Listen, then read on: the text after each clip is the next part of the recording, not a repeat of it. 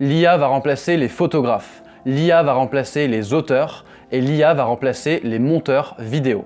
C'est le discours que j'entends de plus en plus autour de moi et ça ne cesse de s'intensifier de semaine en semaine avec des logiciels comme Adobe Premiere qui implémentent de plus en plus de technologies basées sur l'IA. Dans cette vidéo, je vais vous donner mon point de vue sur la question, je vais vous dire ce que je pense de l'impact de l'IA sur le métier de monteur vidéo et vous verrez que c'est pas forcément le point de vue auquel vous vous attendez. C'est parti! Pour commencer, je pense que c'est important de poser sur la table les deux visions qu'on peut avoir du montage vidéo. La première vision, c'est de se dire que le montage, c'est un travail technique, répétitif et ennuyeux. C'est-à-dire qu'on va assembler différents types de sources, des rushs vidéo, des photos, de la musique, du texte, et on va faire en sorte d'en faire une vidéo potable. Si on fait la comparaison avec la cuisine, en gros, ça serait comme avoir un Thermomix où on va mettre tous les ingrédients dedans. On n'a pas envie de se prendre la tête à cuisiner, mais ce qu'on veut, c'est juste un résultat final de qualité. Quand on a cette vision du montage, on se dit qu'on va devoir dynamiser quelque chose qui n'est pas dynamique à la base. On se dit qu'on va devoir ajouter des effets pour que le spectateur ne s'endorme pas, qu'il va falloir utiliser un logiciel complexe avec des boutons et des menus dans tous les sens au point qu'on n'y comprend plus rien. En gros, c'est une vision négative du montage vidéo et on passerait pas son dimanche après-midi à faire ça. La deuxième vision qu'on peut avoir, c'est que le montage, c'est un travail créatif, varié et agréable. Que ça consiste à transformer des rushs bruts en une vidéo originale qui raconte quelque chose. Pour reprendre la métaphore de la cuisine, ça serait comme un épisode de Top Chef où on a plein d'ingrédients à notre disposition et on essaye de créer le meilleur plat possible en prenant du plaisir et en y mettant de notre personnalité. Quand on a cette vision du montage, on sait qu'on doit rester sobre sur les effets et se concentrer plutôt sur l'ordre, le découpage et la durée des plans pour que la vidéo soit rythmée. On sait qu'on peut utiliser uniquement 10 ou 15% des outils de notre logiciel de montage pour ne pas se noyer dans la technique et pouvoir se concentrer sur le storytelling. On sait qu'on va pouvoir monter différents types de vidéos en fonction du sujet, du public ciblé et du média de destination. En gros, c'est une vision positive du montage vidéo où on passerait volontiers notre dimanche après-midi à faire ça pour ensuite pouvoir montrer la vidéo à nos proches. Maintenant, il est important de vous poser la question, quelle est votre vision du montage à vous ? Est-ce que, comme la plupart des gens, vous en avez une vision négative? C'est pas une critique, c'est juste une observation. Quand je parle de montage autour de moi, les gens en ont plutôt une vision négative, que ce soit des personnes qui n'ont jamais fait de montage de leur vie, ou même des vidéastes débutants qui galèrent un petit peu à faire leur premier montage. Personnellement, j'en ai une vision très positive, et je la partage avec beaucoup de monteurs autour de moi, pour qui faire du montage est aussi plaisant que préparer une quiche. Et je peux vous dire que c'est pas des quiches en montage. Bon Théo, tu t'es un peu égaré là. Tu devais nous parler d'IA et tu nous parles de Top Chef, de Thermomix et maintenant de quiche. Oui, pardon. Revenons à la question de base. Je pense que, indéniablement, l'intelligence artificielle va remplacer un certain nombre de monteurs vidéo. Et désolé pour ceux qui considèrent le montage comme un travail technique, mais c'est vous qui allez être remplacé par l'IA. Pourquoi ? Parce que les technologies vont être de plus en plus performantes pour exécuter des tâches comme assembler différentes sources entre elles, que ce soit des vidéos, des photos ou même des images générées artificiellement, créer un montage dynamique avec de la musique sans que ça fasse montage automatique comme ce qu'on pouvait voir avant avec Windows Movie Maker, ou encore ajouter du texte, des effets et des transitions pour que ça soit adapté aux réseaux sociaux. Tout ça, évidemment, c'est qu'une question de temps.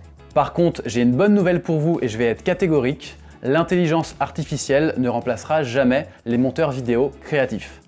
Comment ça Théo, tu peux pas annoncer une chose pareille? Tu sais pas ce qui se prépare dans les bureaux des fabricants de logiciels? C'est la fin du monde! Eh bien non, n'en déplaise à certains, le travail créatif a un bel avenir devant lui. Pourquoi ? Tout simplement parce que quand on raconte quelque chose par le biais d'un montage vidéo, notre vision est unique, notre style est unique. On va choisir de monter les séquences dans un certain ordre, telle séquence en intro, telle séquence en troisième partie, telle séquence en conclusion. On va alterner les valeurs de plan en fonction de ce qu'on préfère. On va aussi jouer sur les accélérés et les ralentis pour donner du rythme, mais ça c'est pareil, chacun a ses préférences. On va choisir un style de musique qui nous est propre et on va choisir un format de storytelling qu'on affectionne. Par exemple, dans ma vidéo UCPA de cet été, j'ai choisi la voix off, mais j'aurais très bien pu choisir de faire du face caméra ou alors de mettre que du texte. Bref, la liste des particularités qui définissent le style de chacun est très longue. Et je pars du principe que même un autre monteur, aussi bon soit-il, n'aurait pas les mêmes idées que moi, parce qu'on a tous une personnalité différente, avec des références et des influences culturelles différentes. Pour revenir à ma vidéo UCPA, je me suis inspiré dans le format de la série Bref. Bref, le 11 juin dernier, je partais pour 2 mois en tant que backpacker à l'UCPA. Ma mission, parcourir 7 centres en France pour vivre l'expérience client et créer un maximum d'images. Je commence mon aventure en montagne, dans les monts du Cantal. Quelqu'un qui n'aurait pas vu la série Bref par exemple, n'aurait pas pu faire ce format-là, et il aurait peut-être fait un autre format inspiré d'une autre série que peut-être moi je n'ai pas vu. Et même si on s'inspire de la même référence, de toute façon c'est impossible d'arriver au même résultat. À partir de là, si une intelligence humaine ne peut pas avoir la même idée que moi, une intelligence artificielle pourra encore moins avoir cette idée. Ça paraît simple, non ? Maintenant, la question que vous vous posez sûrement, c'est « Ok, concrètement, comment je fais pour que ma compétence de monteur vidéo, et si on élargit ma compétence de vidéaste, ne soit pas remplacée par une IA ?» L'idée, ça va être de rendre vos vidéos uniques en consacrant une grande partie de votre énergie sur le storytelling. Alors le travail du storytelling, ça s'apprend pas en 5 minutes avec un tuto sur YouTube, ça prend pas mal de temps et ça vient avec l'expérience de chacun. Encore une fois, ça va dépendre de votre personnalité, de votre culture, des choses que vous regardez. Moi, je m'inspire beaucoup des vidéos, des séries, des films que je regarde pour ensuite appliquer ce que je vois dans mes montages. Vous allez également progresser avec les vidéos que vous ferez pour vos clients qui seront assez exigeants. Moi, par exemple, j'ai beaucoup progressé quand j'ai travaillé à l'œil du 20h sur France 2 parce qu'il y avait une exigence de sortir un montage tous les soirs. Il fallait rentrer dans un format spécifique avec une intro montée dynamiquement avec de la musique. Il fallait aussi faire un générique de fin et il fallait que les montages durent à peu près entre 2 et 3 minutes. En plus, quand on est monteur au journal, on travaille en binôme avec un journaliste et notre montage doit s'adapter au texte que rédige le journaliste. C'est pas l'inverse, c'est pas le journaliste qui va s'adapter aux images que nous on monte. Non, nous on doit vraiment suivre une trame que le journaliste a définie. Bien sûr, on peut se concerter sur la structure des séquences, mais moi je trouve ça très formateur en tant que monteur de devoir adapter la forme à un fond qui est défini plutôt que de devoir faire l'inverse. Je vous rassure, il ne faut pas forcément attendre de faire des vidéos pour des clients pour progresser en storytelling. C'est une compétence qui peut se développer. Il y a notamment des techniques pour poser ses idées sur papier, pour les structurer, pour les rendre plus efficaces pour le format vidéo. Et ensuite, au montage, il y a une nouvelle phase d'écriture à faire avec les rushs qu'on a à disposition. C'est une notion qui est souvent négligée, mais quand on parle de montage, on parle souvent de troisième écriture. La première, c'est l'écriture de l'histoire sur papier ou sur ordinateur. La deuxième, c'est le tournage, où on va capter les images.